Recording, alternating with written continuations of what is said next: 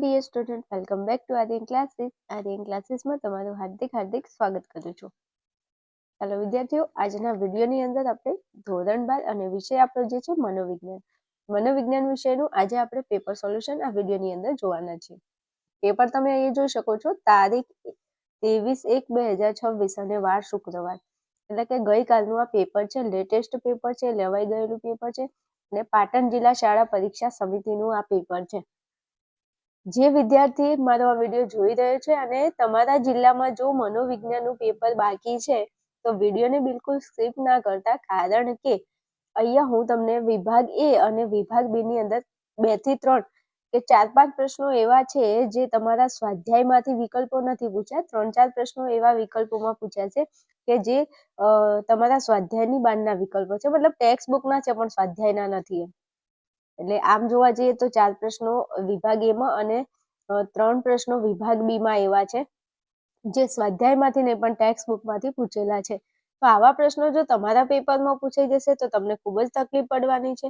તો દરેક વિદ્યાર્થી વિડીયોને પૂરેપૂરો જોશે તો હું તમને જણાવું છું કે કયા કયા પ્રશ્નો છે જે એવી રીતે પૂછાયેલા છે.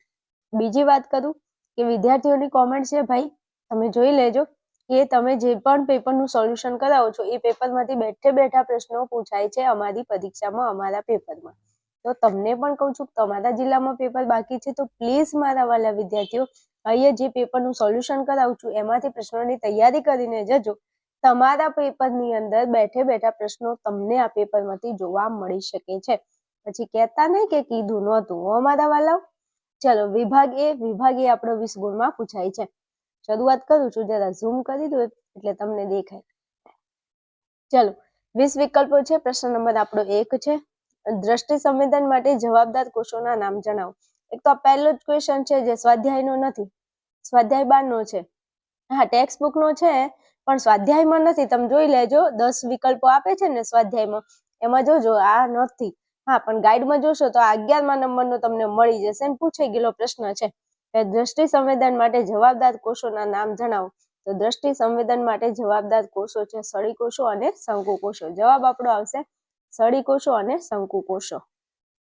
ચાલો આગળ વધવું છે. પ્રશ્ન નંબર આપણો 2 છે, ઉદકતાનો નિયમ શેની સાથે સંકળાયેલો છે. પ્રશ્ન મોસ્ટ આઈએમપી છે ને, હમણાં આગળ મનોવિજ્ઞાનનું પેપર સોલ્યુશન કરાવ્યું હતું ને એમાં કીધું હતું કે પ્રશ્ન મોસ્ટ આઈએમપી છે ને, વારંવાર પૂછાય છે એટલે તૈયાર કરી લેજો એમ. ચાલો, તો ઉદકતાનો નિયમ કોની સાથે સંકળાયેલો છે? તો પ્રત્યક્ષીકૃત સાત્યતા સાથે સંકળાયેલો છે. તમને પણ કહું છું કે આ પ્રશ્ન મોસ્ટ આઈએમપી છે. તમારા જિલ્લામાં પેપર બાકી છે તો 1000% વિશ્વાસ સાથે પ્રશ્ન તૈયાર કરી લેજો. ક્યાંક ને ક્યાંક બેઠો પ્રશ્ન પૂછાય એવો પ્રશ્ન છે. ચાલો આગળ વધવું છે. પ્રશ્ન નંબર આપણો 3 છે, પ્રયત્ન અને ભૂલ દ્વારા શિક્ષણના પ્રયોગો કોને કરેલા છે. પ્રયત્ન અને ભૂલ દ્વારા શિક્ષણનો પ્રયોગ કોને કરેલો છે? તો ભાઈ થોર્નડાયકે કરેલો છે. કોને? પ્રયત્ન અને ભૂલ દ્વારા શિક્ષણનો પ્રયોગ થોર્નડાયકે કરેલો છે. કોને? થોર્નડાયકે કરેલો છે. આ પણ પ્રશ્ન મોસ્ટ આઈએમપી છે, વારંવાર પૂછાય છે. પછી કહેતા નહીં કે કીધું નહોતું એટલે તૈયાર કરી લેજો અમારા વાલાઓ. હા, આજે વારંવાર પ્રશ્નો પૂછાય છે MCQ માં. ચાલો પછી પ્રશ્ન નંબર 4 છે, નીચેનામાંથી કયા મનોવૈજ્ઞાનિકને તબીબી ક્ષેત્રે નોબેલ પારિતોષિક મળ્યું હતું? ई वाला प्रश्न ई स्टार वाला है, 1000% मोस्ट आईएमपी है और वारंवार पूछाता है. फिर तुम मेरे को मत बोलने का कि हमको बताया नहीं था. हाँ, पावलो जवाब આવશે પાવલોવ. આ મનોવૈજ્ઞાનિક છે જેમને તબીબી ક્ષેત્રે નોબેલ પારિતોષિક મળ્યું છે. પ્રશ્ન વારંવાર પૂછાય છે, મોસ્ટ આઈએમપી છે, તૈયાર કરી લેજો. ચાલો પછી પ્રશ્ન નંબર આપણો 5 છે, બુદ્ધિ અંગેનો ત્રિપરિમાણાત્મક સિદ્ધાંત કોને દર્શાવેલો છે? તો બુદ્ધિ અંગેનો, ગિલફર્ડના બુદ્ધિ નથી, બુદ્ધિ અંગેનો ત્રિપરિમાણાત્મક સિદ્ધાંત કોને દર્શાવ્યો છે? ગિલફર્ડને. ગર્લફ્રેન્ડ નથી ભાઈ, તમને દેખાતું નથી, ચશ્મા આવ્યા લાગે છે. અહીંયા ગિલફ્રેન્ડ લખેલું છે, તમે ગર્લફ્રેન્ડ કેમ વાંચો છો? હા, શું લખેલું છે? ગિલફર્ડ. તો ગિલફર્ડની બુદ્ધિ એવું યાદ રાખવાનું. ગર્લફ્રેન્ડને બુદ્ધિ ઓછી હોય. હા, એમ યાદ રાખો તોય ચાલશે, કઈ વાંધો નહીં. કોમેન્ટ ના કરતા હો પાછા મારા વાલાઓ. કરવી હોય તો કોમેન્ટ કરજો, પણ તમે જેવા પ્યારા છો એવી પ્યારી કોમેન્ટ કરજો મારા વાલાઓ. હાલો આગળ વધવું છે ફટાફટ. પ્રશ્ન નંબર આપણો 6,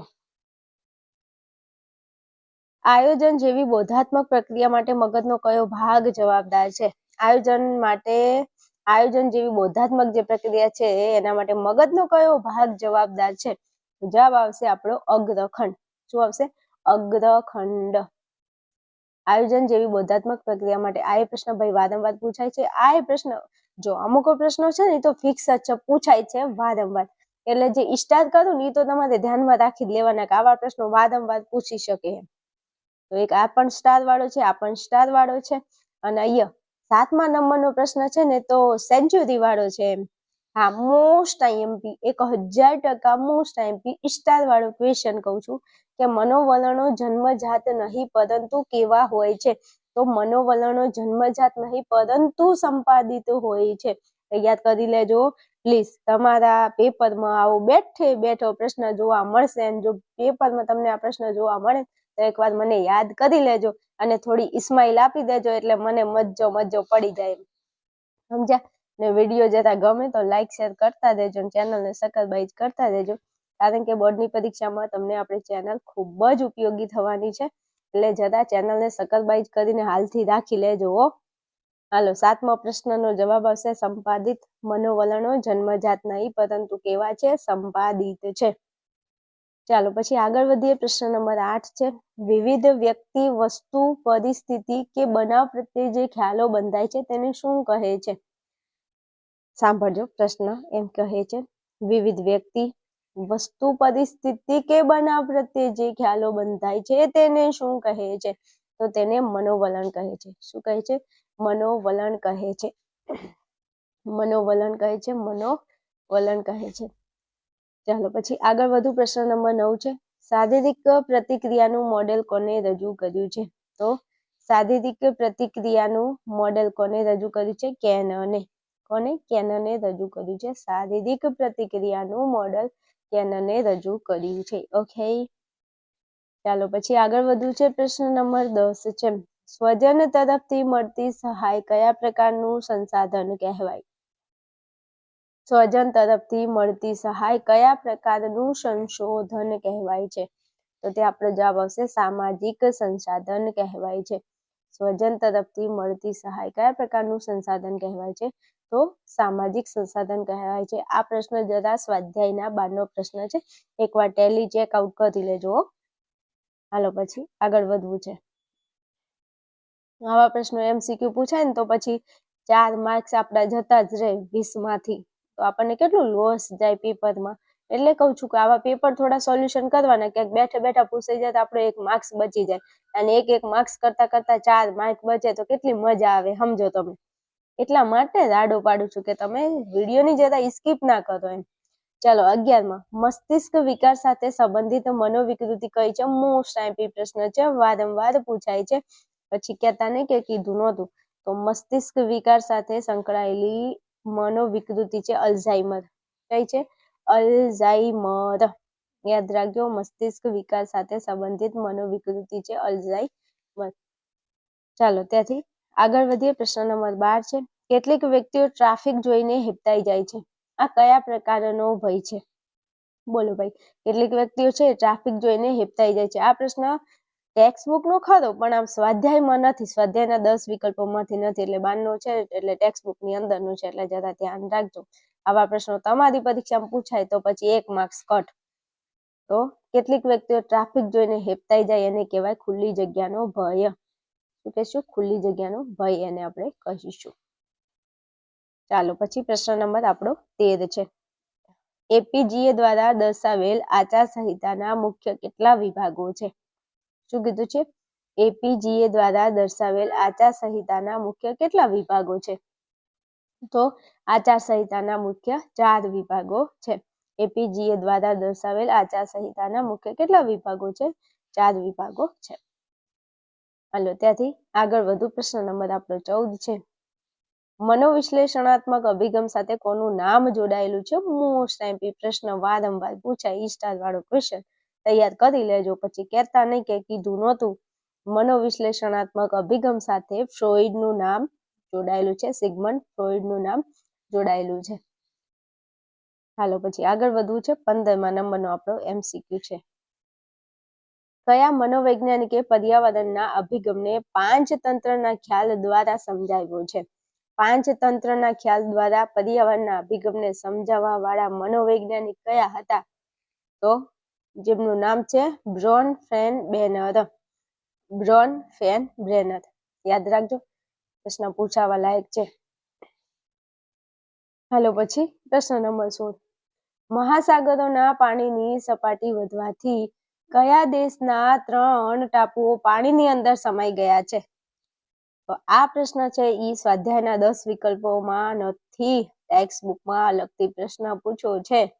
તો જોઈ લો, જવાબ આવશે માલદીવ. શું કીધું છે? મહાસાગરોના પાણીની સપાટી વધવાથી કયા 3 ટાપુઓ પાણીની અંદર, કયા દેશના, કયો દેશ છે એના 3 ટાપુઓ પાણીની અંદર સમાઈ ગયા? તો જવાબ આપણો આવશે માલદીવ. ના પ્રશ્ન જરા જોઈ લેજો, ક્યાંક પૂછી લે બેઠે બેઠો. હાલો પછી આગળ 17માં. ઈચ્છિત પ્રવૃત્તિને પ્રબળ કરે તેને શું કહેવાય? પ્રબલન કહેવાય. પ્રબળ, પ્રબલન બે એક જેવું લાગે છે, પ્રબળ ને પ્રબલન. તો જવાબ આપણો આવશે પ્રબલન. આ પણ પ્રશ્ન મોસ્ટ એમપી છે, વારંવાર પૂછાય, તૈયાર કરી લેજો, પછી કહેતા નહીં કે કીધું નહોતું હો.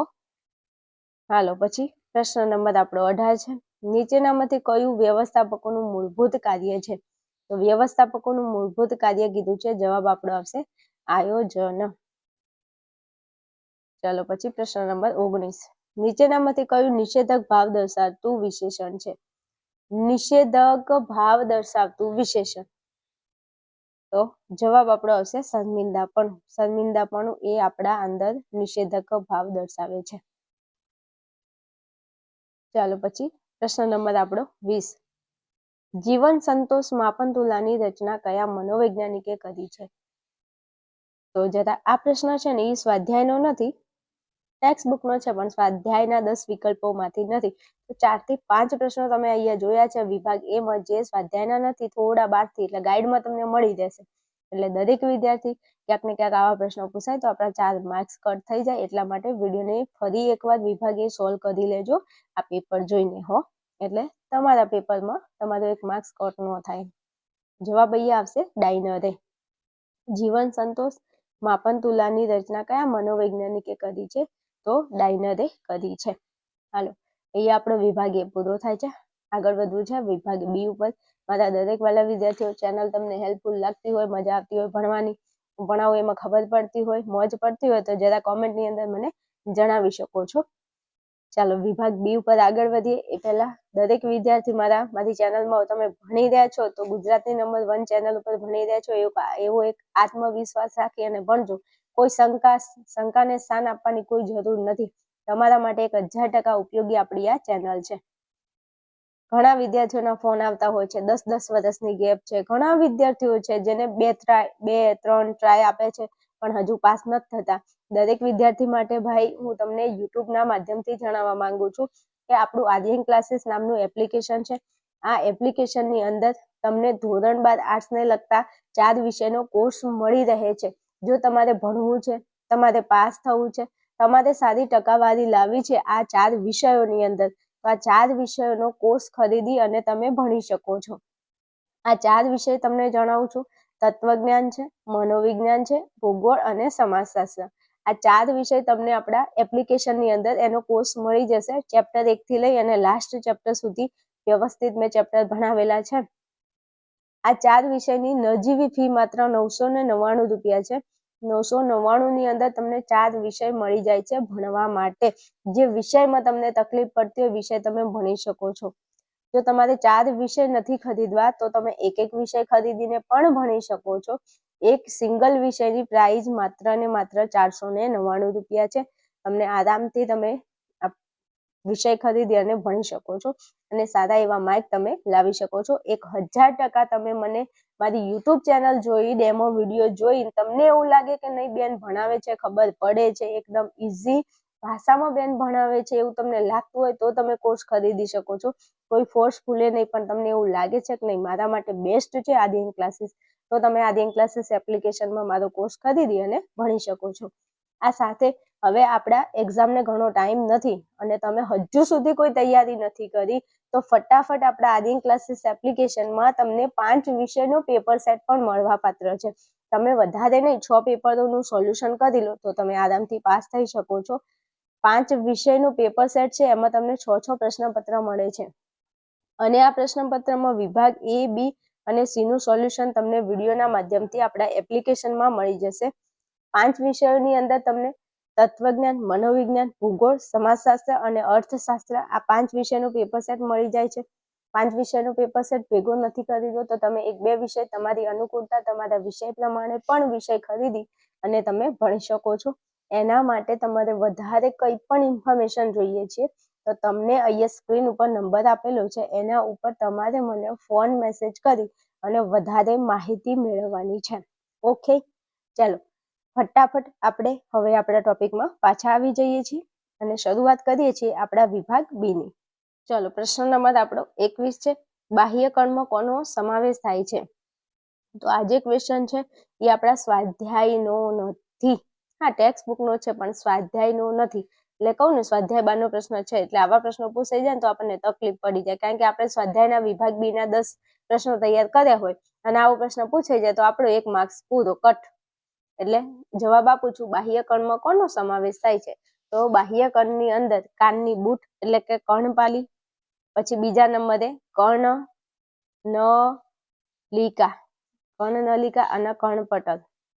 કર્ણપટલ, રેડી?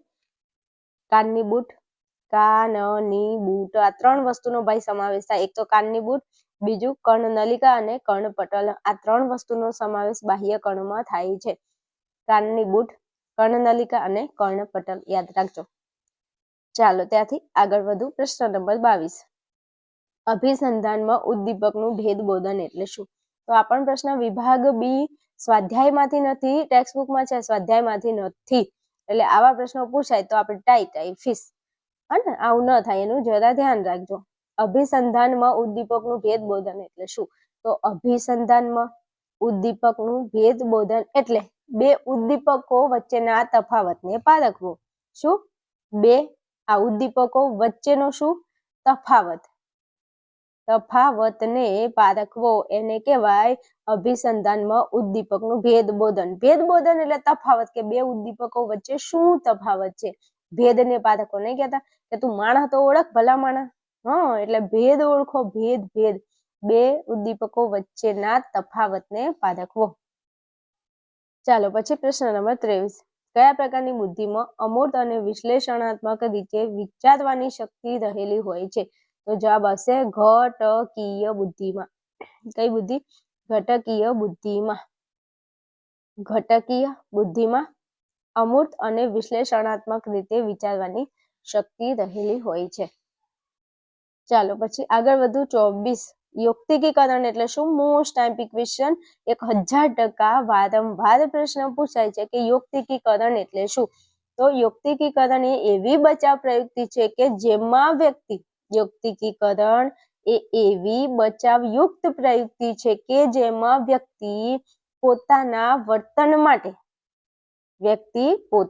વર્તન માટે સાચાને બદલે સારા કારણો રજૂ કરવા પ્રેરાય છે. સાચા નહીં પણ સારા કારણો રજૂ કરે છે વ્યક્તિ, એને આપણે કહીશું યુક્તિકીકરણ. ચાલો પછી આગળ વધુ. પ્રશ્ન નંબર 25. મનોશારીરિક રોગો એટલે શું? આ પણ પ્રશ્ન મોસ્ટ આઈમ્પી છે, વારંવાર પૂછાય છે. પછી તમે મને કહેતા નહીં કે કીધું નહોતું અમારા વાલો. ચાલો, મનોશારીરિક રોગો એટલે શું? તો મનોશારીરિક રોગો એવા રોગો છે કે જેના કારણો મનોવૈજ્ઞાનિક હોય. શું એનું કારણ? કે મનોશારીરિક રોગ કેમ થાય? તો એના કારણો મનોવૈજ્ઞાનિક હોય, પરંતુ એના પરિણામો કેવા હશે? શારીરિક રોગના સ્વરૂપમાં દેખાય છે. એને આપણે કહીશું મનોશારીરિક રોગો. પ્રશ્ન બેઠો તમારા પેપરમાં જોવા મળી શકે એવો પ્રશ્ન છે, એટલે તૈયાર કરી લેજો. પછી કહેતા ને કે કીધું નહોતું. સમજ્યા? હાલો આગળ વધુ છે. 26માં આ પણ પ્રશ્ન તમે ચેક કરજો, સ્વાધ્યાયમાં વિભાગ બી માં નથી, ટેક્સ્ટ બુકનો છે. એટલે જો આ ત્રીજા નંબરનો પ્રશ્ન આવ્યો કે જે સ્વાધ્યાયમાંથી નથી પણ ટેક્સ્ટ બુકમાંથી પૂછે ને આવા પ્રશ્નો પૂછાય એટલે 4 માર્ક તમારા ઉડી જાય. એક હજુ આ પ્રશ્ન એવો છે જો, એટલે 21, 22, 26 અને 29 આ 4 પ્રશ્નો એવા છે જે સ્વાધ્યાયના સીધા પ્રશ્નો પૂછ્યા નથી. તો 4 ગુણ તમારા કટ. MCQ માં 4 ગુણ કટ તો 8 માર્કનું પેપર તો તમારું ગયું હાથમાંથી. એટલે આવું ન થાય એનું ધ્યાન રાખજો. સમજ્યા? હાલો 26માં સાધારણ કે અસાધારણ વર્તનનો ખ્યાલ સાથી બદલાતો રહે છે. તો સાધારણ કે અસાધારણ વર્તનનો ખ્યાલ સમાજ, ઉંમર, જાતિ, સ્થાન, વિસ્તાર, સંસ્કૃતિ કે ભૌગોલિક સ્થિતિ પ્રમાણે બદલાતો રહે છે. સાધારણ અસાધારણ વર્તનનો ખ્યાલ સાથી બદલાય છે, સમાજથી બદલાય છે, ઉંમર, જાતિ, સ્થાન, વિસ્તાર, સંસ્કૃતિ કે ભૌગોલિક સ્થિતિ પ્રમાણે બદલાતો રહે છે. ચાલો પછી 27માં APGA નું પૂરું નામ. મસ્ત છે, સારો પ્રશ્ન છે, આપણે એવો છે, પૂછાય એવો છે, તૈયાર કરી લેજો. APGA નું પૂરું નામ શું થાય? તો American personal and guidance. A એટલે અમેરિકન, P એટલે પર્સોનલ, N G એટલે ગાઈડન્સ એસોસિએશન. તૈયાર કરી લેજો. Okay, American personal and guidance association APGA નું પૂરું નામ થાય છે. ચાલો પછી 28માં ઘોઘાટ એટલે શું? શું કીધું છે? ઘોઘાટ એટલે શું? આ પ્રશ્નને છે ને તમે તમારા માઇન્ડમાં ફિટ કરી લો. મોસ્ટ ટાઈમ વારંવાર પૂછાય છે. પછી કહેતા નહીં કે કીધું નહોતું. હા, તમારી પરીક્ષામાં બેઠે જોવા મળે એવો પ્રશ્ન છે. તો ઘોઘાટ એટલે શું? બિનજરૂરી, અણગમતો અને વ્યક્તિપદ નિષેધ અસર કરતો અવાજ હોય એને ઘોઘાટ કહેવાય. ઘોઘાટ એટલે તો આપણે અવાજ કહીશું, પણ આ અવાજ કેવો હશે? બિનજરૂરી હશે, અણગમતો હશે અને વ્યક્તિ ઉપર કેવો નિષેધક અસર કરતો હોય એ અવાજને આપણે ઘોઘાટ કહીશું. ભાઈ ના ગમતો હોય, જરૂર ના હોય અને આપણને હેરાન પરેશાન કરે એવો અવાજ હોય એને આપણે ઘોઘાટ કહીશું. હા, નહીં તો આમ તો સોંગ કેવા વાગતા હોય લાઉડ સ્પીકરમાં, પણ આપણને ગમતા હોય તો આપણને ઘોઘાટ ન લાગે. એટલે જે ના ગમતું હોય ને એ અવાજને ઘોઘાટ કહેવાય. એટલે વ્યાખ્યા યાદ રાખજો જરા. ચાલો પ્રશ્ન નંબર 29 સંસ્થાની સંરચનાના પ્રકારોના નામ આપો. આ પ્રશ્ન કીધું ને વિભાગ બી માંથી નથી, બી ના 10 પ્રશ્નોમાંથી નથી, આમ પ્રશ્ન પૂછેલો છે. તો સંસ્થાની સંરચનાના પ્રકારો ભાઈ 3 છે. કેટલા છે? 3 છે. કયા? 1 નંબરે સરળ સંરચના, પછી અમલદારશાહી સંરચના અને એક સમચોરસીય સંરચના. એક સરળ સંરચના, અમલદારશાહી સંરચના અને સમચોરસીય સંરચના. જે મારા દરેક વાલા વિદ્યાર્થીઓ જે આપણો કોર્સ ખરીદીને ભણે છે એમને ખબર છે કે ભાઈ આપણે જ્યારે વિભાગ બી ના મેં તમને પ્રશ્નો સોલ્વ કરાયા, એટલે વિભાગ બી માંથી એવાય પ્રશ્નો સોલ્વ કરાય છે જે ક્યાંક ને ક્યાંક વિભાગ બી ની બહારના પ્રશ્નો છે ને ક્યાંક ને ક્યાંક પૂછાઈ ગયેલા છે, તે બધા સોલ્વ કરાય છે. તો સોલ્વ કરવાનું કારણ એક જ હતું ભાઈ કે આવા પ્રશ્નો જો પૂછાઈ જાય તો આપણો એક માર્ક્સ પણ કટ થવો જોઈએ નહીં. એટલે આપણે મસ્ત ભણ્યા છીએ કોર્સના વિદ્યાર્થીઓને તો કોઈ તકલીફ જ નહીં હોય. જોકે ચાલો પછી આગળ વધીએ. 30માં લગ્ન જીવનના અંતથી શેમાં ખોટ પડે છે અને ઘટાડો થાય છે? લગ્ન જીવનનો અંત આવે તો એનાથી શેમાં ખોટ પડે છે અને શેમાં ઘટાડો થાય છે? તો લગ્ન જીવનના અંતથી એક તો સંગાત, હોંફ, પ્રેમ, લાગણી અને આવેગિક સમર્થનમાં ખોટ પડે છે. સંગાતમાં ખોટ પડે, હૂંફમાં, પ્રેમમાં, લાગણી અને આવેગિક સમર્થનમાં ખોટ પડે છે અને આર્થિક સ્ત્રોતમાં, શેમાં? આર્થિક સ્ત્રોતમાં ઘટાડો થાય છે. ઓકે, ચાલો મસ્ત. વિભાગ બી માં આપણે 30 સુધી પ્રશ્નોનું સોલ્યુશન વ્યવસ્થિત કર્યું છે. હવે વિભાગ સી ના પ્રશ્નો તમને અહીંયા આપેલા છે, તમે એકવાર સ્ક્રીનશોટ લઈ શકો છો અને પ્લીઝ તમારા જિલ્લામાં જો પેપર બાકી હોય તો આને જરા તૈયાર કરીને જજો. આમાંથી પ્રશ્નો પૂછાય તો આપણો એક પણ પ્રશ્ન ખોટો ન પડે. ચલો અહીંયા વિભાગ ડી છે. વિભાગ ડી ના પ્રશ્નો તમે જોઈ શકો છો. ચલો આપણો વિભાગ ઈ છે. વિભાગ ઈ ની અંદર સારા એવા પ્રશ્નો પૂછેલા છે. દરેક મારા વાલા વિદ્યાર્થીઓ વિભાગ ઈ તમારો અહીંયા પૂરો થાય છે, પેપર પૂરું થાય છે તો તમને મારે કેવું ન પડે, સારી એવી કોમેન્ટ કરી શકો છો મારા માટે. જોકે અને તો ચેનલને જરા સબસ્ક્રાઇબ કરી શકો છો અને વિડીયોને લાઈક શેર કરી શકો છો. મારું કામ મેં પૂરું કર્યું છે. હવે તમારે તમારું કામ કરવાનું છે. તમારે મારાથી સપોર્ટ જોઈએ છે બોર્ડની એક્ઝામમાં, તો તમે મારી માટે મારી ચેનલને સપોર્ટ તો કરી શકો છો. જો હું તમને તમારા ભવિષ્ય માટે સપોર્ટ કરી શકતી હોય તો તમે મને મારી ચેનલમાં સપોર્ટ કરી શકો છો. વધારે મારે કહેવું ન પડે. ચલો, આ સાથે મળીશું આપણે નેક્સ્ટ વિડીયોમાં. જોતા રહેજો, તમારે મોજ કરતા રહેજો.